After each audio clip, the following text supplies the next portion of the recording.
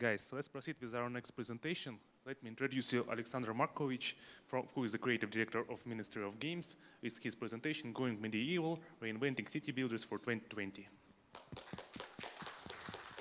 Stage is yours. Right, hello. Well, first of all, I want to thank everyone for coming. I appreciate you being here. My name is Aleksandar Marković. I am the creative director with Ministry of Games. And today I will be talking about design of mobile city building games. So before we get to subject matter, just a short introduction. Ministry of Games, big name, is Helsinki-based startup established in 2014. We are doing mobile games with a strong social component. As for myself, I have been a mobile game designer for a while now. Before joining Ministry, I used to work as lead designer for Nordeus on titles such as Top 11 and Sportster Bet and Win. So, talk about mobile city building games. Just a little bit of context, how that came about is that the last 14 months we've been making a city building game, this game. And what we found out, or like at least what we felt is the case, is that people in industry tend to be just a little bit, well, dismissive about the genre as a whole. It seems that it's perceived as something that's relatively easy to do and relatively straightforward to do. And I'm not saying that's not true. We might be just a little bit slower than everyone else. But still, we encountered a number of interesting challenges and problems that we needed to solve. And then just I wanted to, come and share how we kind of try to design and solve those. So before we actually start, I want to just nitpick about the name of the genre a little bit. I think it actually sets up the stage really nice for just the design issues that we'll be handling here.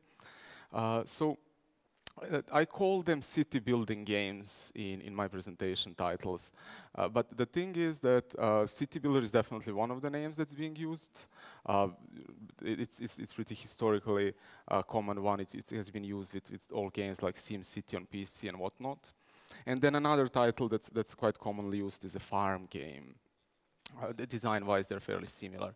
And then also Zynga introduced the name back in their Facebook era, Invest in Express Games. Invest here meaning investing time and effort, and Express meaning just finding a creative way to arrange your city or a farm or castle. And another title that's being used by King mostly is Resource Management Games. And interestingly enough, I think that already here you're making a bit of a design decision. So when you choose a name that you want to use internally for the game you're making, what happens quite often is that you kind of skew yourself a little bit. So for example, if you're doing a game that you call city building game, it tends to be a bit more about infrastructure or building roads. And if you're making a game that you yourself call farm game, it's much more likely to include gameplay elements that revolve around animals or fields.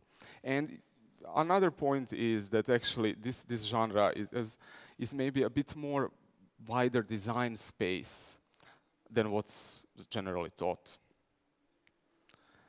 So we decided to make a city building game, and the question that we got asked a lot was obviously, why even go there? Why even get into that? And it is a question that makes a lot of sense. So what we have here is just like a small selection of this type of games out there, like the more successful or more interesting ones. There is quite a lot of them on the market, and even more so. And that's a very good point. Like it's not just about the games, but companies that made some of these are the best mobile game development studios out there. So there is a Supercell title, there is King title, there are two Zynga games, Playrix, Gameloft, EA, all have the games in this genre.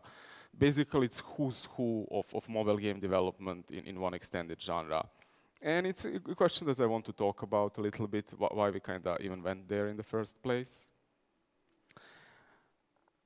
So, short retrospective, about a year and a half ago, we discontinued work on our previous game. Previous title was called Spell Brawl, and it was a bold game. A game that tried doing a lot of things in a new way. So, for example, we tried doing a sync PvP. Back then, before Clash Royale, that was actually like still a big unknown. But more interestingly, what we tried to do is innovate in the core loop of it. So we tried to kind of marry the card battle mechanics of games such as Hearthstone or Magic the Gathering with more of like kind of puzzle mechanic of something that you would see in Match 3 or puzzle games. And it was actually this innovation, the way we tried to kind of innovate in the core gameplay that actually caused us the most trouble. So both in development and in publishing, what would happen again and again is that players and actually generally people who like the card games would get like kind of turned away, irritated by the presence of the match 3, and the people who like match 3 and puzzle games would just get kind of confused by the presence of the card battle system that was in. And coming from that place, the inner loop, the core mechanic of these farm and town games is just like so well tested, and like the reference pool you have when you design those is so wide and deep that it is actually rather easy to try and kind of change things a little bit and be certain that whatever you do, it will most likely be familiar to the players and not turn them away. And then also, when you just look at the historical context of the genre, obviously it all began with Heyday, which was like kind of the huge success, maybe like the first free-to-play, kind of big game out there. And what happened, a year and a half ago was that Heyday was transitioning into this more mature phase of its life cycle. So there was a certain diminishment in number of players or amount of money spent. And what that resulted in is basically that there was word on the street that the genre itself is constricting. And that was like a bit weird, because at the same time we would look at like kind of top charts of games and see games like SimCity Build It, which at that time was year and a half old and was still like kind of going strong, holding its position in the top charts. And there was like Township, which was actually at the moment rising through the top charts, propelled by the success of Fishdom and addition of the new Regatta feature. So, and also there are new releases like Paradise Bay and Tropic Escape that are doing quite okay. So what we felt was that there is an appetite for a quality product in this space. And if you deliver on the production quality level, and if you deliver on the wide appeal, and if you manage to innovate somewhat, that there will be an audience that you can find. And then finally, although as I already said, these games are a little bit of punchline among gamers. Back in the Facebook time, there was this like parody of the farm games that was called Cow Clicker. So even if they're taken a little bit like that, arguably the city building and town games go way back. Go to the early PC days. And all of us kind of enjoyed these games back in the day, games such as, original SimCity or Settlers or Zeus or Pharaoh. And we just felt that more could be done to, kind of transfer some of that experience to the mobile. So what we did is that we decided to make a game, a quasi-realistic medieval city building game. And the elevator pitch we came up with, well, just like kind of taking all of those reasons into account, the elevator pitch we came up with was, let's do Settlers for mobile generation. And in this sense, we didn't just want to port Settlers, obviously, Ubisoft and Blue Byte can do that, they have a license. But we kind of just wanted to capture the period, capture the setting, capture the industry and the expansion, and just kind of like the feeling of this town that was made of hundreds of hardworking individuals. But the elevator pitch proved to be quite a bit vague. So there are already some things out there that we kind of knew that we don't want in. So in a sense, when you do a demographics research for settlers, it was actually hugely male-oriented audience, and that makes sense. It was the 90s. Unfortunately, most of the gaming scene was kind of male-oriented back then. But obviously, we didn't want that. We wanted something much more closer to the even split. We wanted this wide appeal. And then also, for example, another thing that we didn't want was any sort of warfare or kind of direct PvP aggression. We felt that it would kind of limit the appeal of the game. And that was actually kind of a decent amount of gameplay in some of these titles. And even further on, like the social gameplay was much, much different or like sometimes even non-existent in the early 90s. So that needed to be redone from the ground up. And even worse thing about the elevator pitch was that, it was also rather vague when trying to answer the question on how would we differentiate in the market. Because when you look at it, when you say, all right, you want a town game that's non-aggressive, that's, widely appealing and has characters, all of these games fall into that category. Some of them are actually like, Townsmen and Castle Story are actually pretty specifically, aimed at building a game that's happening kind of in the city medieval times. So the elevator pitch we had was just kind of not helping out there. And also, if you want to approach kind of the genre from the demographics analysis standpoint, there are no easy picks here either. So although like there is like this common misconception that it's kind of the female-oriented genre, town and farm games, this is not actually true. So there are games out there like Settlers Online that actually appear to the very, very male audience, or like they're very male-oriented.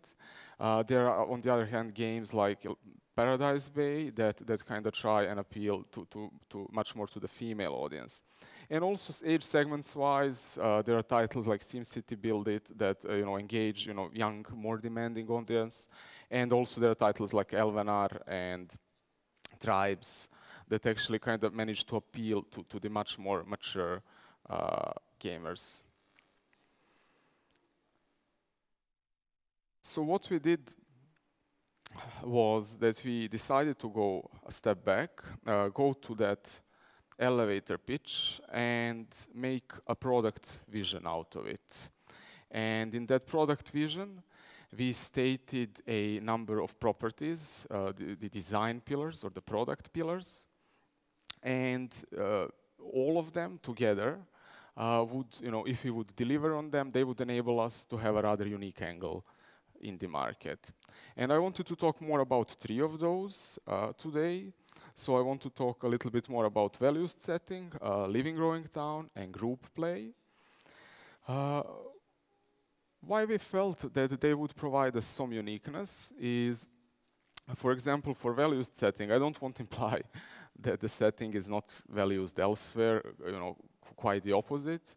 But it just tends to be that when you use medieval historical setting in the mobile building game, it either tends to go for something that is rather core, so kind of this PC look and feel, or it tends to be on the much more casual side, so more like kind of Disney medieval sort of thing. And we felt that if we managed to make a game that kind of lands in the middle, that would kind of already be a relatively unique thing to do.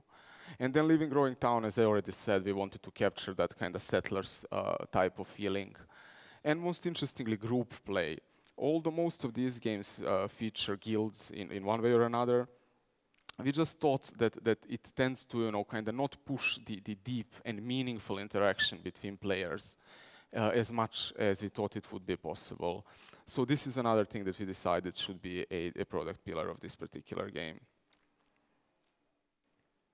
So I want to talk a little bit on how we use those pillars, on particular design decisions and design choices that we made. But to do that, I just want to do a short recap of some of the terms that are used in these Investing Express titles.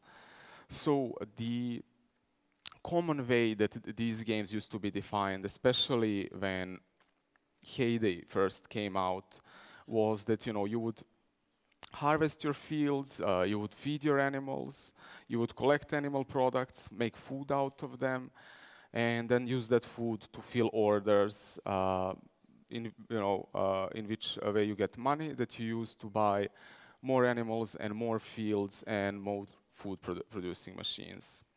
And this type of inner loop is commonly called chain of production. There is like some developers actually propose that it's a bit aged and it's losing appeal, but still there are like millions of gamers every day playing with chain of production and enjoying it. But the truth is that even in those games, you do not tend to necessarily engage with the game because of the chain production of itself. So chain of production is mostly a busy work loop. It's fairly grindy. It's not that it's devoid of any problem that you need to solve whatsoever. There is some optimization depending on your play style, and there is some variation introduced by syncs. But what happens is that mostly people keep engaging with these games because you keep expanding on the outer loops, or so-called elder game. And the thing is that elder game is actually getting to be quite complex in the mobile town and farm games these days. So Township and Heyday have stuff like additional maps. You have like swamp map or city map or a zoo map. Many of these games use limited edition kind of decorative items that you need to work hard to get. Mini games also. Township is kind of the king of the whole mini games angle. They use them both in constant sense, and they have like also special events with different mini games. And then also obviously guild gameplay or leaderboards. SimCity Build, it actually uses them commonly. So in a way, you could actually say that design of these particular games actually becomes really varied and really interesting when you start talking about the outer loops they employ. And honestly, I think that actually it goes so far that it could be said that outer loops are actually the differentiator. So this is not uncommon in mobile games. So you have stuff like match 3 or MMO strategies, and in these games, the inner loop just tends to be different enough so that they have a flavor of their own. And what's actually, the thing that kind of, differentiates them design-wise is the outer loops they use. Obviously, this is all from the system design perspective. Many of these games also tend to be different in terms of setting or visual design or market placement and marketing strategy. But coming with this idea, what becomes interesting is that the real challenge for you as a designer working on games like this is how will you differentiate in terms of outer loops, but also because they take a little bit, for players to get to them, how will you communicate to the player in the first session or two that outer loops will be unique and different so that they decide to commit their time to the game? So let's talk about some particular examples. Production. As I said, chain of production is a fairly standard inner loop in all of these games. And how it's usually done is, the most common way to do it is, as I said, start with the fields. You collect your crops in the fields, you move through the animal feed, you move through the animals, collect animal produce, and end up producing a couple of steps of food. And that is actually a pretty solid chunk. It makes a lot of reason, also system design-wise. But the problem is that we kind of wanted to have our living, growing town pillar be more prominent in production. So we wanted to move away from the whole fields and feed and cow chain or like chunk. So what we ended up doing is a little bit of paying of homage to these older titles. So we just decided to go with the guy chopping wood. So you collect these basic resources such as wood and ore and clay, and then you kind of just keep refining them in this craftsman building and producing further. And doing this change actually it's a very costly thing to do when you design a game like this, because moving away from animals is, like you lose a huge emotional hook. Animals are hugely important in these titles, or hugely popular at least. But still, what we got in the end, we hoped that it had more urbane feeling to it. And also think with the production chain, or basically the items that you choose to be the part of the production chain, is that they also kind of add to the flavor of the whole game, to the setting. And we felt that we could push for like our values setting here, so we wanted to have a bit of that medieval feeling to the whole thing. And so for that reason, we just kind of went for a more medieval looking items, which is actually much harder than it looks. Because if you play these games, there is just something very, very intuitive about taking ingredients and making food out of them. So if you have a sugar item, egg item, and flour item, that's going to be pancakes, and you don't need a tooltip to tell you that's going to be pancakes. And when you move, I don't want to demean the way anyone has done that, but when you move away from this, sometimes you end up in very, very strange places. So for example, it can be, you giving a pineapple to a giant turtle so that it brings you back fish. It just kind of tends to be way less evocative than the whole chicken, egg, pancake thing. So, what we hope to achieve is just kind of try and reference more of these crafting tree games that were really popular a couple of years back, and just kind of refine the initial resources through ingredients further and further until we go to kind of more complicated stuff such as early mechanical devices or jewelry or glassware. And then another part that you need to think about a little bit when you do a game like this is how you use your sinks. So sinks are normally a thing the purpose of sinks in the inner loop, in the chain of production, is to keep the demand varied so that your gameplay style varies a little bit as you move onwards. But the extent to which they do that is a little bit debatable. But in the end, you need to keep using them in some way. But more interestingly, and what I wanted to talk about here, is that you actually can use the sinks to kind of build up the flavor of the game. One great example would obviously be for the Paradise Bay and the way they use their basic sinks. So in Paradise Bay, the basic sinks are actually your island inhabitants, and they ask for some items. And when you deliver them those items, what ends up happening is that your relationship level with them goes higher. And as it goes higher, you unlock new conversation options, and they give you their unique recipes. And this is actually really endearing. So what we wanted to do is we wanted to push for this living, growing town design pillar. So we just decided to use our houses and use our population as a way to employ the basic sink. And you would basically, fill these home orders, and when you fill enough of home orders, your villagers get happy and they expand their home, and then your population grows. In a way, it is also, as I already said, an homage to games like Pharaoh or Zeus, where you do the exactly same thing. So, at some point, moving through production, we had all of these loops implemented. And the thing is, you could, collect your resources and refine them. And, by refining them, move ahead and fill the orders. And the villagers would be happy and the town would grow. And it all kind of really, worked in terms of, design pillars that we wanted to use. But also, it's kind of a bit flat. It didn't really add up. And it kind of kept not ending up until we went ahead and added the next feature. in the roadmap. So there is something primordial about how satisfying it is to help other people. The moment we introduced helping, the internal engagement skyrocketed. Before that, people would complain that their sinks are too demanding, that orders are too large and hard to fill. And suddenly, after we introduced helping, people would actually complain that they want the orders to be more demanding so that other people would need more help so they could help more.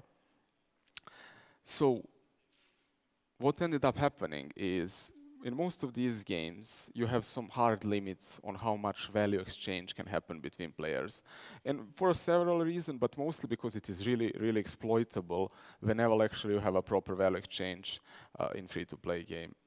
And although we were aware that it might cause us some headaches down the road, we just kind of decided to go ahead and remove, just kind of open the floodgates and allow for helping to be unbound. So it just felt very right for our group play pillar to go ahead and just allow anyone to ask help on any order in the game. So basically anything that you need help on, you can ask it. And not only that, but we introduced a couple of these free help mechanics. So for example, if you have a very long timer, you can take and ask for help of your friends, and then it's free from them to actually come in and click on that, and your timer actually gets reduced. So we just kind of worked really hard to just introduce the number of stuff that you can ask for help. And that ended up being a little bit tricky on UI because you need to fit all of that in, and also it ended up being a little bit tricky in the terms of this balance design, and it might cause us much more pain down the road, but we just kind of decided to go for it. And another thing that kind of really works well with helping is obviously guilds, because whenever you have value exchange between players, that value exchange works the best when you repeatedly interact with the same stable group of people. So guilds kind of just were a natural fit for helping, and obviously they're not really innovative in any way, and they're actually pretty norm for the mobile games nowadays. But where we kind of wanted to push that whole group play thing further and actually kind of innovate a little bit is that what you commonly have in most of these farm and town games is that guilds are a bit kind of level locked, so you need to play for some time before you would get to them. And we just decided to have that straight out of the gate. So the moment the tutorial stops, you can join a guild. And not only that, but we kind of have a quest chain after that that really encourages you to join a guild. And that really worked very well with our helping mechanic. Also, there is cost to this. As you probably know, if you've done guilds in mobile games, the earlier guild joining happens, the higher problem it will be for you, or the bigger problem it will be for you, that players will churn, and then you will have like guilds full of dead players, and then you need to keep introducing mechanics or dynamics that would allow for you or the players themselves to kick these players out. But we just felt it was worth it. And also we kind of ditched the friend bar thing. That just kind of felt old. The whole friend bar thing felt like something that's left over from the Facebook era. You can still find your friends, from Facebook in-game, but the friend bar is goner. And also we tried introducing a couple of these smaller features because, as I said, we went for the idea that the true group play is this cooperation and coordination. And helping is nice, but it's a little bit async.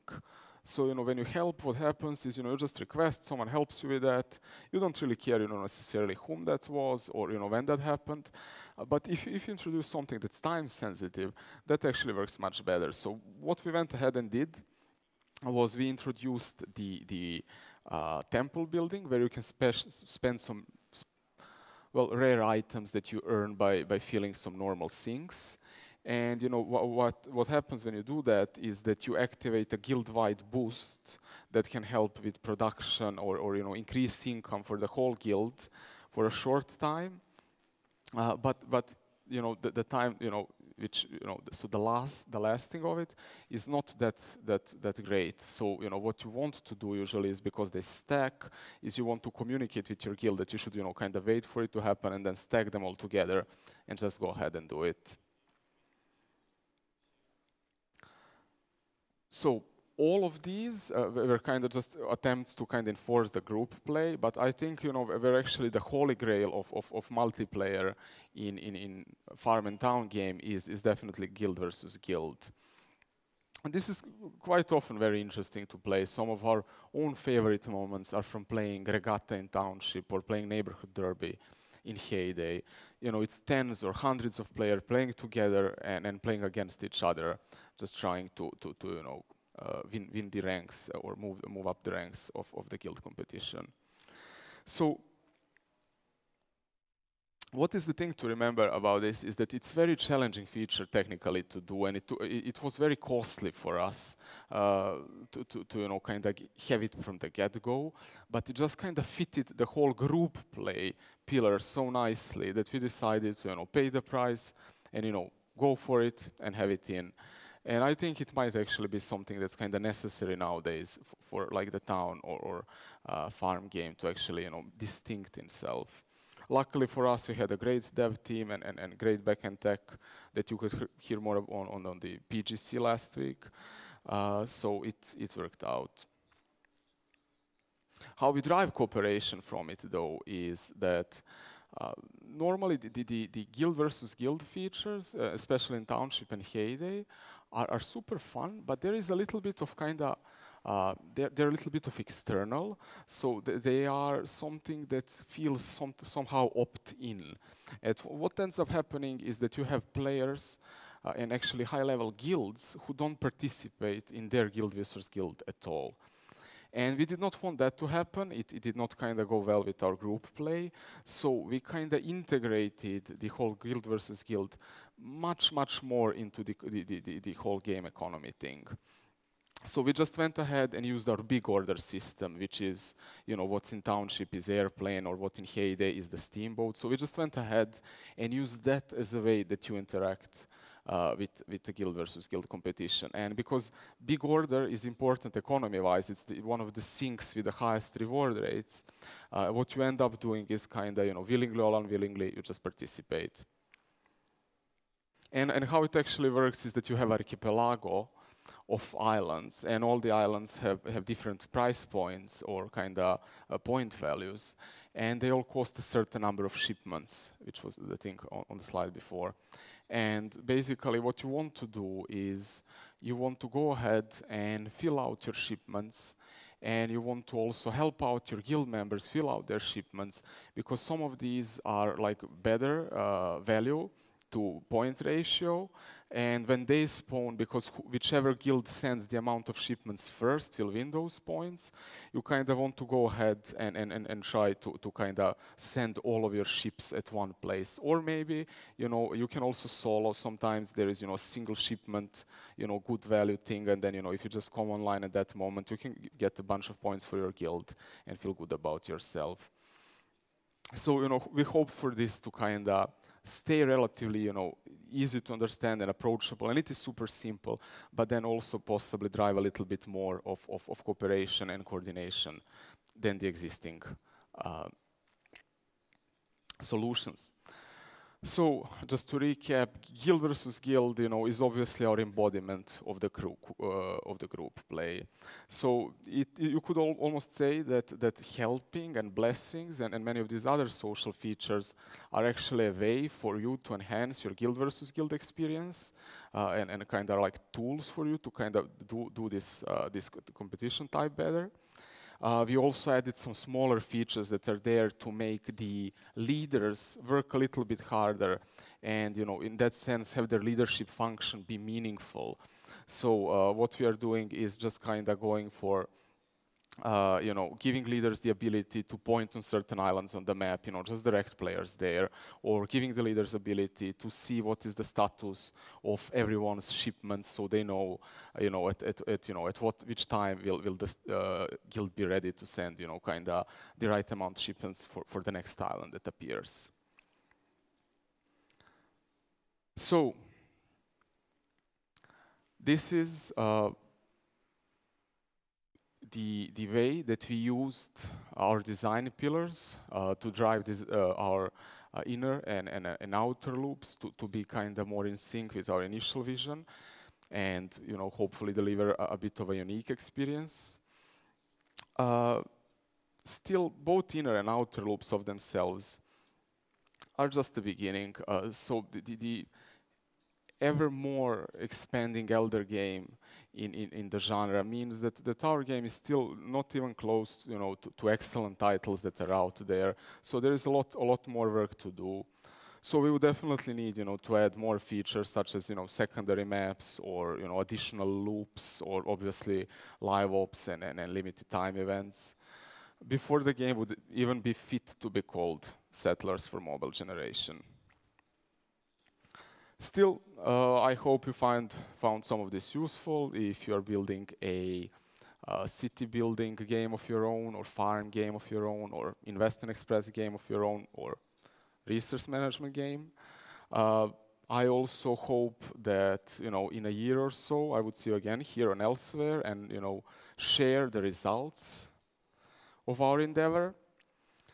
For those interested, the game is available in open beta on Google Play Store in limited number of territories, including Canada, Philippines, and Finland. And thank you again for coming, and thank you for your attention. And now we can move to questions if you have any.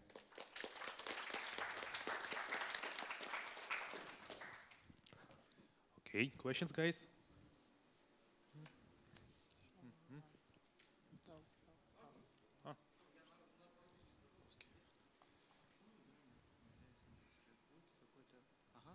Здравствуйте.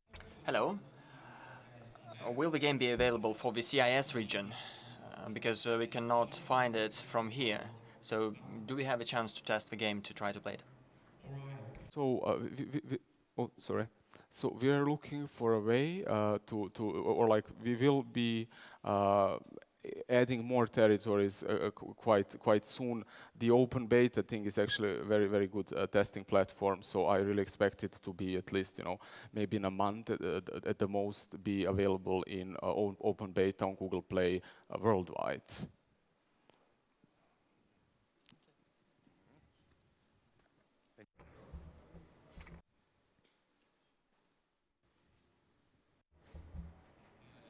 You mentioned that you wanted to do something to make the guild leader role a little bit more meaningful.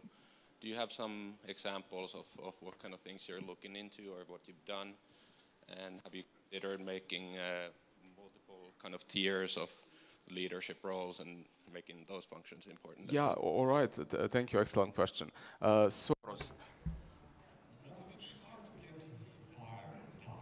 The whole guild dynamics is obviously, the masters of that, which is the MMO strategies. They tend to have just quite a bit more tiers than your kind of standard mobile, default mobile game. So we are trying to find a balance between, having enough of them that it becomes more engaging than, just kind of Clash Royale guild, or kind of more interesting, but on the other hand, we also are trying to keep it approachable and easy to understand. So this is actually something that we're kind of battling with on a daily level. We are trying to introduce more tiers for stuff that could kind of, so for example, maybe the certain guild leaders would actually be able to ask for help for your order, even with you asking for help for it, or would be able to, or maybe there would be like the tier underneath the member that you would be kicked out for inactivity automatically. So you join as Squire, and then you actually need to be active for 3 days, or you're kicked out without anyone actually even having to influence anything. So yeah, we are definitely trying to also enrich that particular thing. I hope that answers the question. Anybody else? All right. Well, thanks again, guys. Thank you, Aleksandar. Yeah, thank you.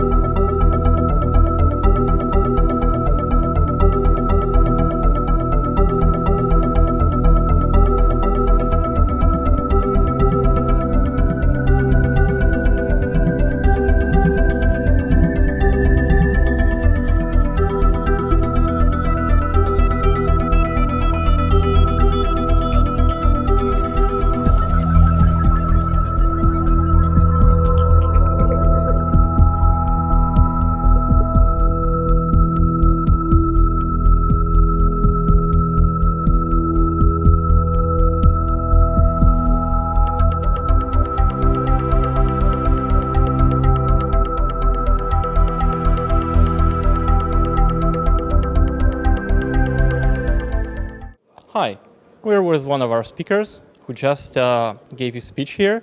Please introduce yourself. Hi, my name is Alex Shpilov. I'm head of gaming and esports at wiki.com. Hi. Hi, nice to meet you. So tell us, what's your favorite video game? Well, at this moment, my favorite game is Destiny 2. I have already spent a lot of hours in it, and it's really awesome. It is, I gotta tell you. But this is a new game. What about the very first video game you've played? Do you remember it? The first game was the first Quake. I played it with my dad in my childhood. That's really great childhood memories, I guess. So tell me, how did you get to the gaming industry? Well, I was a user of some fan community about Steam and Valve games, and I began to translate some games from some news articles and so on from English to Russian, and Valve invited me to translate their games as a volunteer, and after this I became such a dedicated employee at Valve, and now I'm here. And what do you think about 4C? It's my second 4C. I have already visited 4C in Kiev the last year, and it's really cool. I really love it. Well, I hope you love this one as well, and I hope you get lots of new knowledge and share the knowledge as well. Did you have any questions from the audience that you really liked? Yeah, the audience was cool. They asked really cool questions, and I hope my speech was really useful for them. It definitely was. Thank you very much for your attention. Thank you.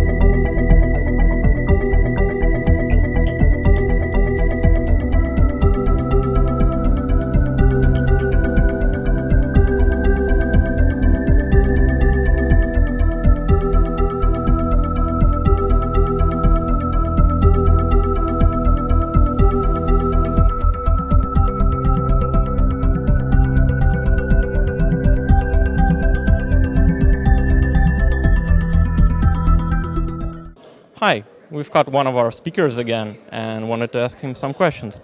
Hi, introduce yourself, please. Hi, my name is Andrei Sarafanov. I'm a senior 3D artist from Wargaming. I'm working on World of Tanks project and creating 3D models of our tanks. Fantastic. Andrew, tell me, what's the very first game that you've played? Do you remember it? Actually, I think it was Tetris. Yes, I was amazed by the quality of the assets. I love to play this game all the time. But later, after I saw what computer games can do, I was I've tried to move to the PC gaming, and now I'm working on huge PC titles, and I love it. Well, that's easy. Tetris had a fantastic destruction engine for its time. Yeah. But was it your favorite game, or which one is your favorite game of all time today? Actually, today I like to play in our game Tanks, and Tetris was more like I had nothing to play, only Tetris. And today Tanks pretty much solves all my wishes, and all I want I can find in this game. It's kind of simple, pretty fast, not very long session, and I have a lot of time to work on my own projects. So that's why I like to play the World of Tanks.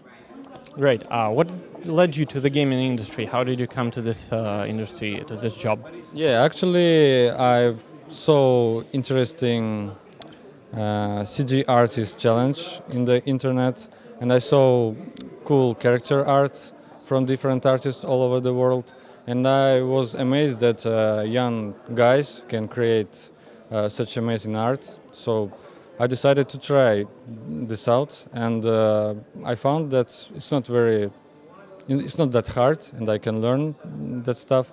And I did it as in my spare time, just like a side project from my main job. And I was noticed by Wargaming at some point, and they invited me to join their team, and now I'm doing tanks. That sounds like a great deal. So glad to have you in the industry. What's your favorite thing about it? Just about the game development? Yeah, I like the diversity of this industry because it changes a lot and it has a lot of different branches all over the world, different people creating very interesting experience, and every year you need to adapt to the changes and learn new things. And it is very fast-moving industry, and I love it because you need to learn every day. We definitely all love the industry, but there are maybe some frustrations, something that you don't like that makes you sad in the state of the gaming industry today? Well, maybe some tools are not developed enough to meet our requirements, so we have to do too much technical work as an artist. But with every year, this issue resolves little by little. So I think it's pretty okay to work these days. So it's not a lot of problems, but a lot of fun. I agree with you there. It definitely changes quickly. Where do you think the industry will be like in 10 years' time? Do you vision any trends? As far as I can see, VR industry, it didn't have a good start, but it certainly takes pace. I saw a lot of good examples for artists, like software to paint in virtual reality. It works really well, and I think through the special software, VR will take its place, and at some point, most of game projects will go to VR in the future. So you think it's going to be the next big thing for everyone, right? Yes, of course, because it's really immersive experience, and you don't have any boundaries in VR when you use VR headset, and it slowly but surely takes its place, and I think we will be there. Yeah, the immersion definitely improves with both VR and just the quality of graphics. But do you think the graphics are more important than the storyline, or the gameplay maybe is in the front, or a mixture of some of these? You need to balance every aspect of your game.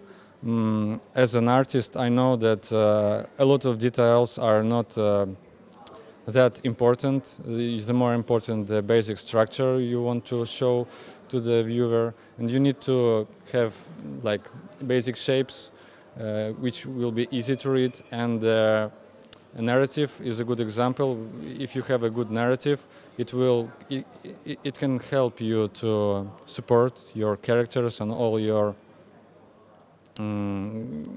gameplay mechanics. So I think you need to balance every aspect of your game, and you will get success, achieve success. Do you have any vision of a game that you'd like to create if you weren't restricted anyhow financially or creatively or professionally, just create anything? Yeah, and I'm not sure about the genre, but in my spare time I want to create some universes. I'm doing it at the time, and maybe at some point I will make some game project from the assets I've created. So I'm working on it, but I'm not sure what will it be. Well, whatever it may be, I hope it turns out well for you. But right now we're here in St. Pete. What do you think about the city? It's my second time in the city, and weather this time is much better. And I love it because the architecture is amazing. Never saw anything like this before. And I love to visit museums. There is an artillery museum here, and I'm, as a tank artist, love to visit such exhibitions. I saw a lot of cool stuff, and we'll visit the city again in the future, for sure. It's great that you like it, but as far as I understand, 4C is one of the primary goals of your visit. What do you think about the event? Yeah, event was. I didn't expect that so much speakers will come in one place, and I'm amazed by the quality of the organization structure so far. So far I love it. It's a very cool conference. Do you have a favorite question that you were asked before the start of the conference yet? Favorite question?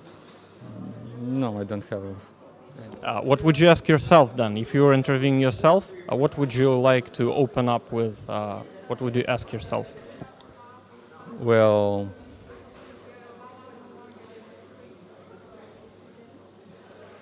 I don't know. It's kind of hard question for me. It's fine, but it's kind of a retrospective thing. And any presentation that you're particularly looking forward to? Which one would you like to hear? I've met a couple interesting people here, and I will attend their presentation for sure. But there are many of them, so I will not pick any one of them. Well, I hope you get a favorite sometime along the line, and I hope you like the event overall. Thank you very much for your participation.